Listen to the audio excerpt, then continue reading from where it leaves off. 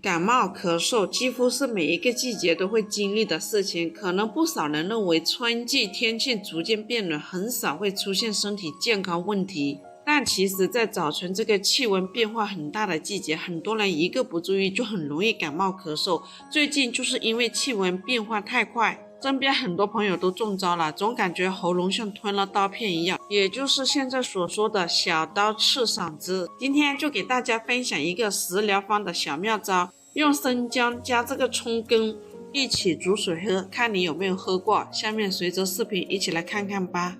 首先我们准备几个这种葱，这个葱叶不要这个葱白和这个葱须。我们平时在做菜的时候，这个葱须是直接扔掉，其实它可以变废为宝。接着再准备2小块生姜，生姜洗干净之后要把它切成生姜丝，生姜是可以去风寒的。